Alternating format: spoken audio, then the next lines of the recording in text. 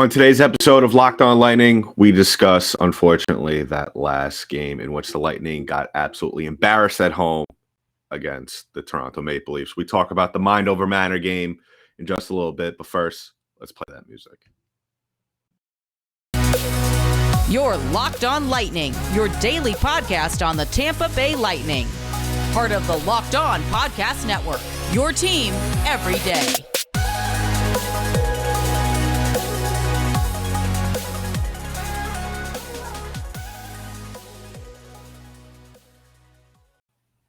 And welcome to another episode of Locked On Lightning, part of the Locked On Podcast Network. I'm your host, Adam Denker. Thank you to everyone that's making us your first listen of the day, as well as if you're watching us on YouTube, give us a like down below, turn on that notification bell, and drop us a comment. Really appreciate it as we continue to build the YouTube page. Now, on today's episode of Locked On Lightning, we discuss, unfortunately, that really, to sum it up, lack of a better word, of an embarrassment of a loss at home to the divisional foes, the Toronto Maple Leafs. 6-2 loss at Amalie Arena. Auston Matthews, the star of the game, with a hat trick, bumping his goal total at that point in the season to 54 goals. Just an absolute MVP campaign that he continues to roll through as we get into the final weeks of the NHL season. Now, I was really thinking a long time about this game. You know, it's one of those games where the Lightning are in the middle of this point in the season where they don't look like a playoff team.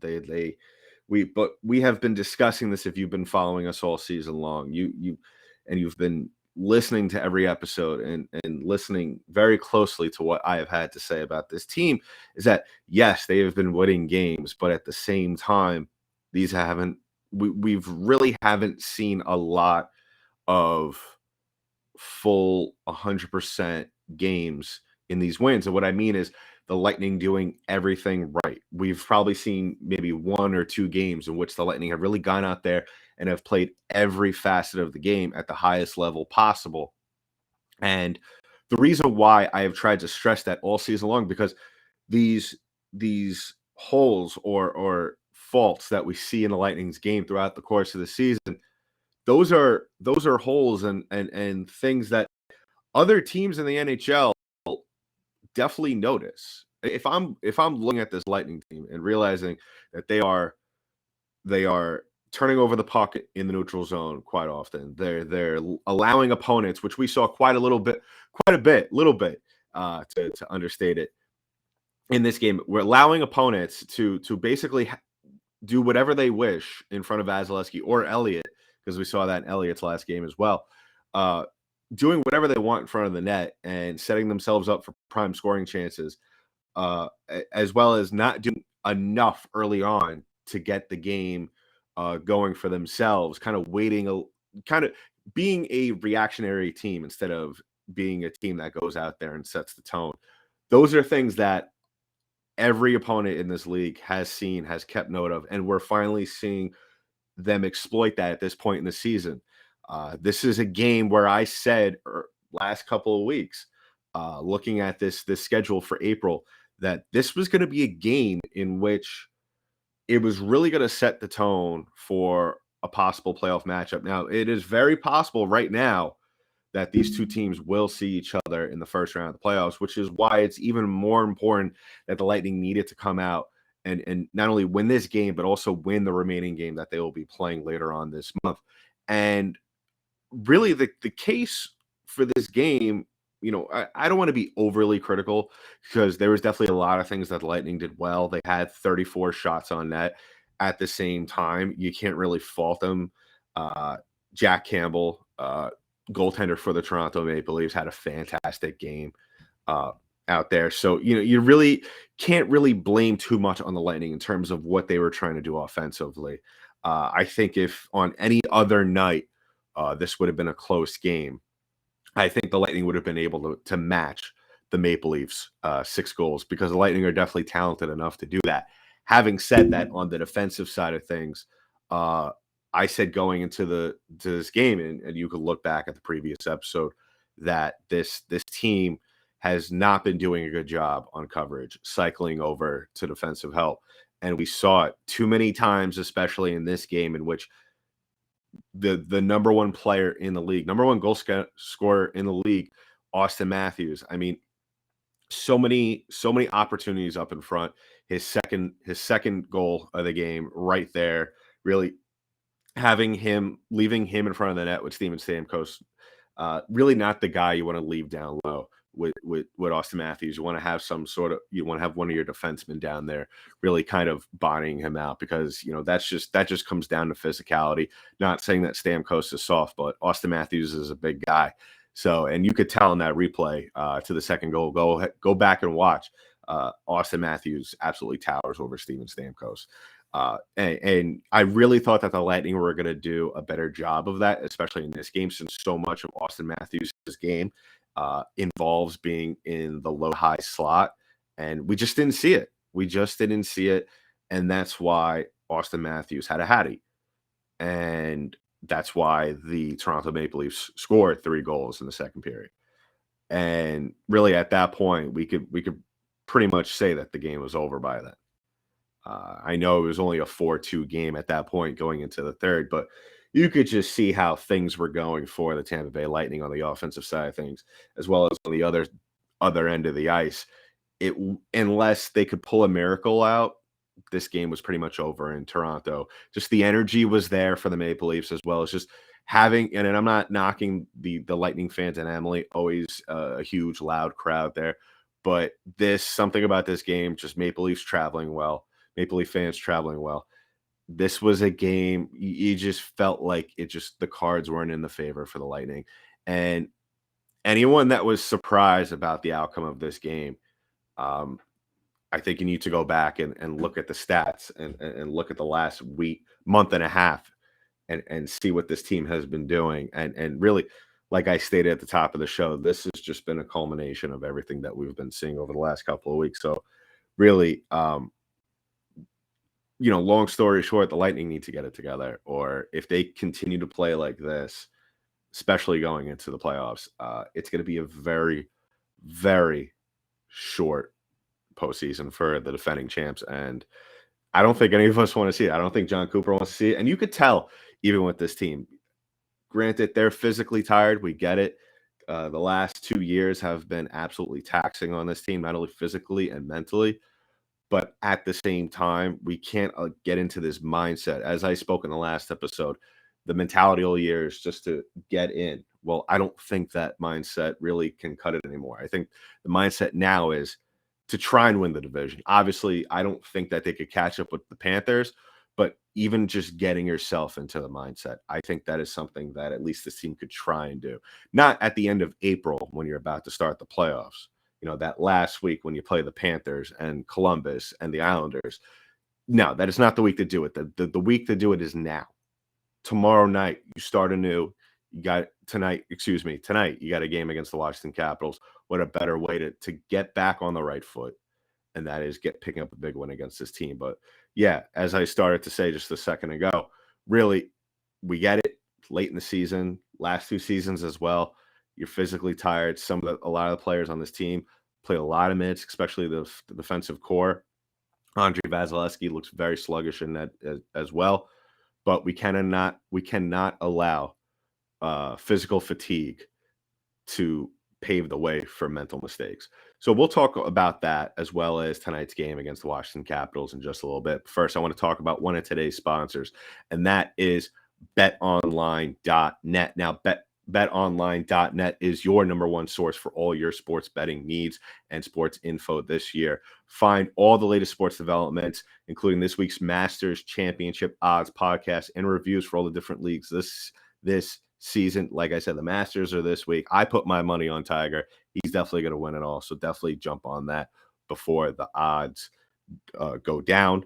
BetOnline is your continued source for all your sports wagering information, including live betting, esports, and scores. Head to the website today and use your mobile device to learn more about the trends and actions. Bet online, where the game starts. Now, if you're following us on the auto platform, we're going to jump to a quick break. If not, we'll be on YouTube and we're going to continue rolling right now. So jumping back to really, I about this Maple Leafs game real quick before we get into the Washington Capitals. Now,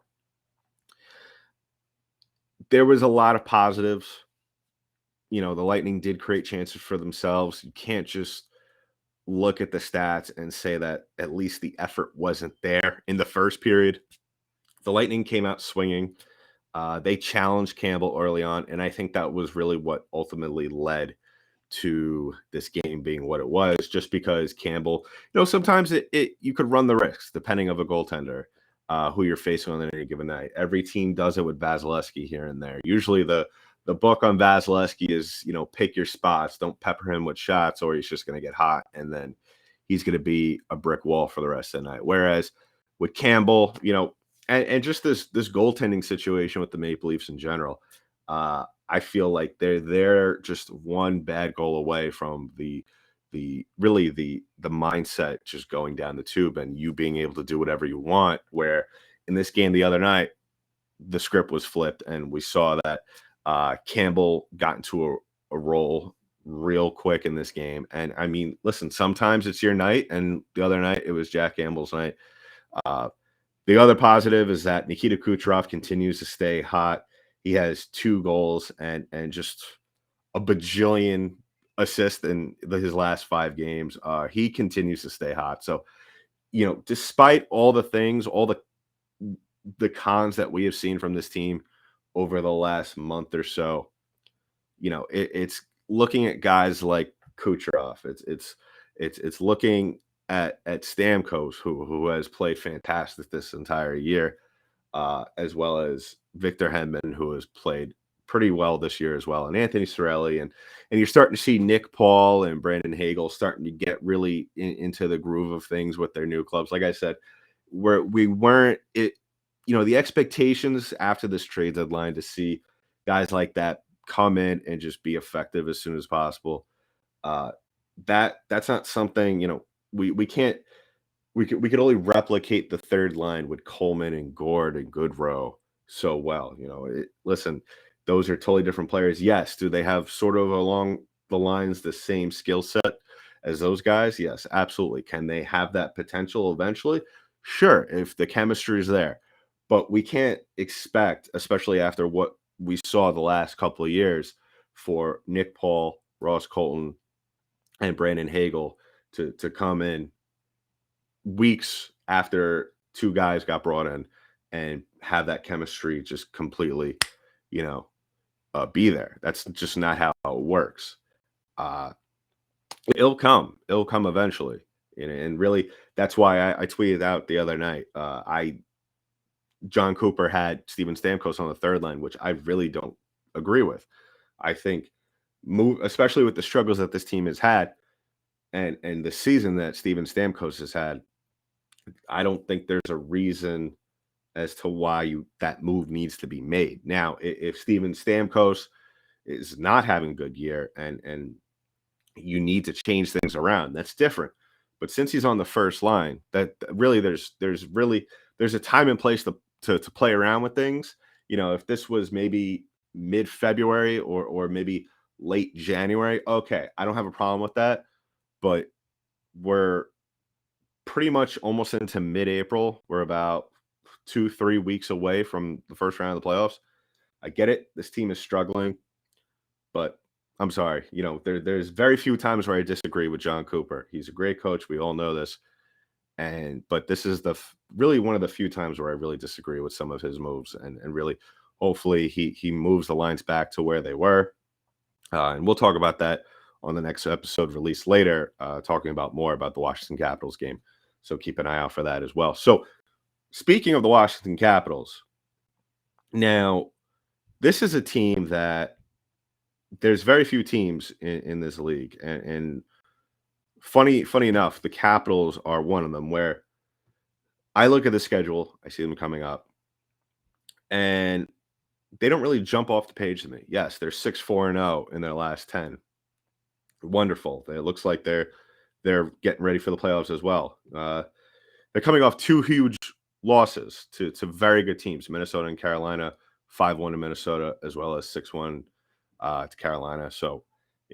the Lightning have struggled against Carolina. That kind of gives you a gauge as to where the Lightning are, as well as where Washington is. I think that really when it comes down to it, and I will continue to say this until Washington shows us anything more than that. I still think when it comes down to it that this is the Alexander Ovechkin show. I think that team, when you look at this Washington Capitals team, really what it comes down to is the offense just revolves around him. They're not as multifaceted as obviously this Lightning team. And you've seen it with the success that this Washington Capitals team has had over the last 10, 15 years or so. Really what it comes down to is that if Ovechkin's on, Ovechkin just really has to carry the team. And, he's a great player. Don't get me wrong. He's one of the all-time greats. But at the same time, especially this late in his career, one almost has to think that, and this might be a little sacrilegious to say this, but maybe his stats are a little bit inflated just because of how that team develops things on the offensive side of things. Now, really what I'm interested to see tonight, and it's not out of the Washington Capitals, I'm not worried about, like I said, we already know what we're going to see from the Washington Capitals, and that is the Alexander Ovechkin show, as well as look out for Tom Wilson and John Carlson, supporting cast guys, especially Tom Wilson, who I wouldn't be the least shocked if we see Tom Wilson and Pat Maroon come to blows tonight, especially after the other night where Pat Maroon and Wayne Simmons did get a chance. There was a lot of smack being spoken on the benches, which ultimately led to 10-minute misconducts for both players.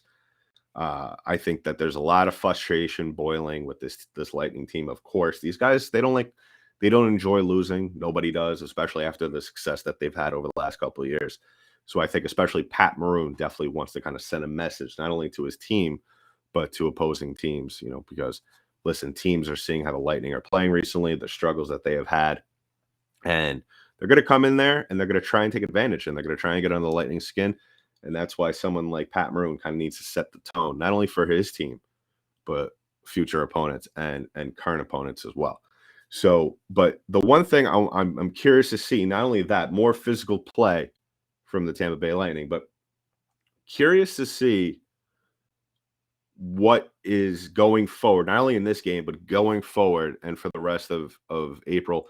Now, I tweeted this out the other night, and I'm curious what other people think, especially for those of you who are watching on our YouTube page. Please go ahead, drop a comment below. Let us know what you think as I about this statement.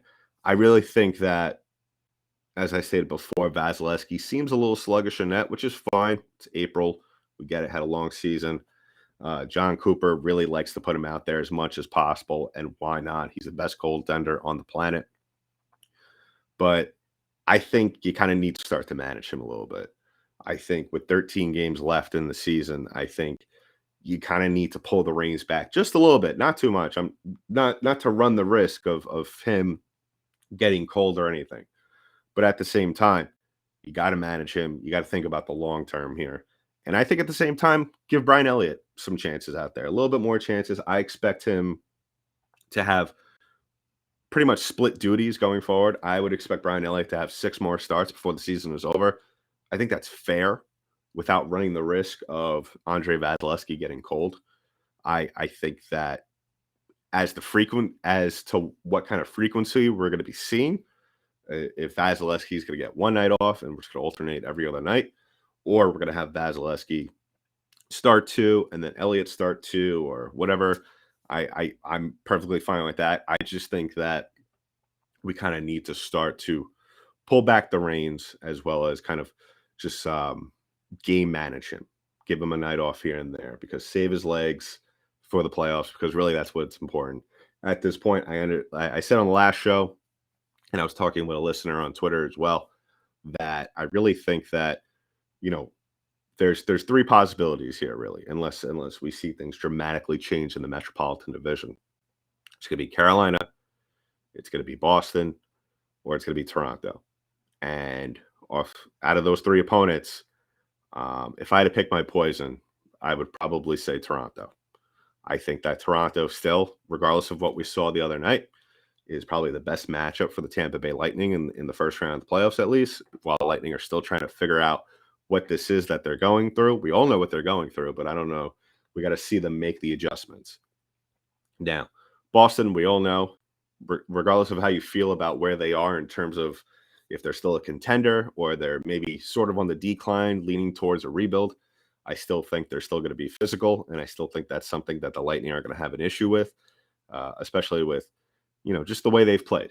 I think that's the worst opponent you could run into, a very overly physical opponent. We're going to see a lot of that in tonight's game against Washington. So maybe my advice there will change going forward. But I really think that right now, as of now, maybe after tonight, obviously that might change depending on how they handle Washington. But I don't think Boston's a good matchup at all either. And obviously Carolina, we know how the Lightning have played against Carolina. They've struggled immensely against this team. We saw in their last matchup against them. And yeah, 4-3 win in overtime, which, yeah, good win. But at the same time, there's still a lot of the struggles that we have already discussed on this show that you saw that was very clear and evident in that game. So we'll wrap things up in just a little bit. We'll just wrap things up in terms of talking about this game tonight against the Washington Capitals and what to expect for the rest of the month of April in just a little bit. But first, I want to talk about today's last sponsor of the day, and that is rockauto.com. Now, with the price of everything going up now, you want to find the same quality products, but you also don't want to spend as much. And especially for a lot of people that have cars, fixing your car, it could be a pain in the butt. And guess what? Rock Auto is your one-stop shop to find high quality auto products, but at a decent price. Save time and money when using Rock Auto. Now, why choose to spend 30, 50, or even 100% more for the same parts from a chain store or a car dealership? Rock Auto is also a family business serving the do-it-yourselfers for over 20 years. Rock Auto prices are reliably low for every customer. They have everything you need from brake parts, tail lamps, motor oil, or even new carpet. Go explore their easy-to-use website today or to find the solution to your auto part needs. So go to rockauto.com and see all the parts available for your car or truck, right Locked On in there. How did you hear about us box so they know what we sent you? Amazing selection, reliably low prices, all the parts your car will ever need, rockauto.com. And of course, once again, if you're watching us on YouTube, we're going to cut right to it, get back into segment 3, finish things up. If not, watch out for the break. So first of all, I'd just like to thank everybody. I don't know what it is. I don't know if I have a cold or allergies. It's that weird time of year where the weather, at least where I am, I'm up in the New York area, it's hot, cold, and it really messes with you. So if I just like to point out, and I was speaking to a couple of people about it yesterday, about it on a previous episode. If you look now, we're not gonna replay it here because it's just an embarrassing moment. But if you want to have a little bit of a laugh, there was a moment on the last episode, and you can see it because this episode is on YouTube. There's a moment where I stop and I just stare at the camera, and where I don't know what happened. Was I was trying to sneeze and cough at the same time, and my body had no idea what it wanted to do. So it looked like it was almost I just froze or I lost my train of thought, which I pretty much did.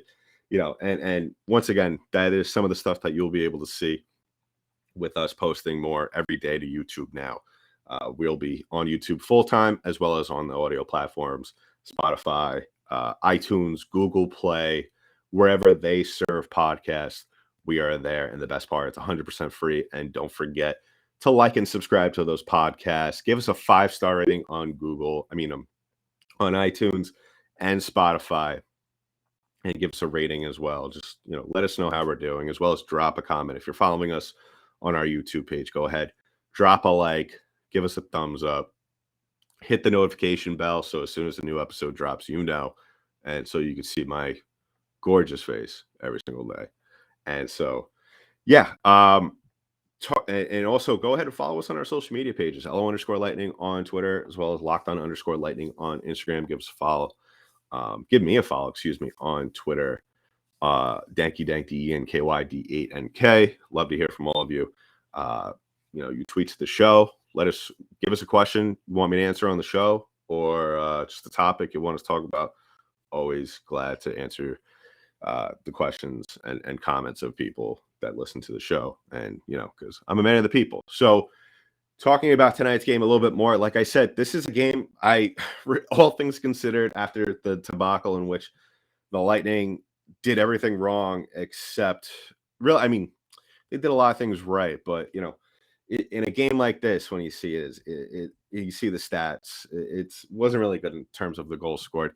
It almost, you always have to question, was them was them tying their skates tight? Was that the only good thing that came out of this? But you know what? That's the good thing about these kind of losses, is that you almost, especially in a game like this against Capitals, it's not like the Lightning played Toronto the other night and then had to play Edmonton or Florida or Carolina tonight. No, thankfully that's not the case. The Lightning kind of somewhat get a reprieve, but that doesn't mean that they could sit back and take this lightly. The Capitals, yes, they are somewhat one-dimensional in the terms of how they attack and how they play. They're physical, and they're obviously, their offense revolves around pretty much not even a handful of players. So the Lightning to go out there, start from the ground up, and sometimes that's really the only thing that needs to happen. Guys need to go out there, play simple hockey, and let everything else develop from there. And I think that's maybe where the Lightning have somewhat kind of gotten away from. We've seen oftentimes the Lightning kind of get too technical in the neutral zone, attacking the zone as well. And you just need to go out there, cycle the puck, so pick your spots to turn it into a track race, because at the end of the day, the Lightning are still one of the fastest teams in the NHL. And this is a team, the Washington Capitals, that does not do well with track meets. So definitely a team that you need to take advantage of those spots and those opportunities. Obviously, the key on the defensive side, whether it be Elliott or Vasilevsky, don't allow too many high danger shots, because then we're going to have a situation like we did the other night. Make the Capitals win the game from outside of the slot. I will take a goal from the blue line through traffic rather than a goal right up front. I think we could all agree that's probably the more sensible thing. So if the Lightning could follow those very simple guidelines, I see no reason as to why they can't win this game. So we'll definitely check to see. We'll be back later on talking about this game, as well as the rest of the week. The Lightning have somewhat, pretty much, if we really want to be honest and put it simple, other than a few opponents here and there to end the season, the Lightning have really somewhat of an easy schedule. Now, in the National Hockey League, there's no such thing as an easy game. You're going to have to go out there and play every game almost as if it's a playoff game. But you got, you're Washington tonight. You're back home playing against Boston on Friday. And then Sunday afternoon, you're playing against Buffalo. And then you're on the road in Dallas afterwards. So, really, other than that, if you could win tonight, get into a groove by Friday, play Boston, then really you're kind of fighting below your weight class there against Buffalo. Buffalo's a tough team, though. They've been playing really well as of late. But other than that, you got Dallas coming up, who is in the hunt still for a playoff spot, as well as Anaheim, who looks like they're probably going to be in the playoffs, given some absolutely ridiculous outcome over the next couple of weeks. And then you got Toronto, Nashville, and Florida as really the heavy hitters left, other than Detroit, who we all know how the Lightning love to play Detroit. And when I say they love to play Detroit, I would not be sad if the Lightning don't play Detroit ever again. And I think a lot of Lightning fans could agree with me on that. So if you could just get past the next week and a half, then I think the Lightning should be good. As if we could get back to 500 hockey and cutting down on really what is mental mistakes, because I look at mistakes on defense, not getting back, not seeing, like, for example, early on, Stamkos on Matthews down low. That's a mental mistake. That's someone not cycling over. There really is very few situations in which Steven Stamkos should be left alone in front of a net with Auston Matthews. So if you could cut down on those type of mistakes and allow the offense to come out naturally, this team should be fine. This team should be fine. And I would not have an ounce of worry as to who they're playing, even if it's Boston or Carolina in the first round of the playoffs. And once again, go ahead, please like and subscribe to the pod. Give us a follow, because as soon as we drop episodes, you can listen and follow along as the Lightning continue to turn things around as the playoffs near.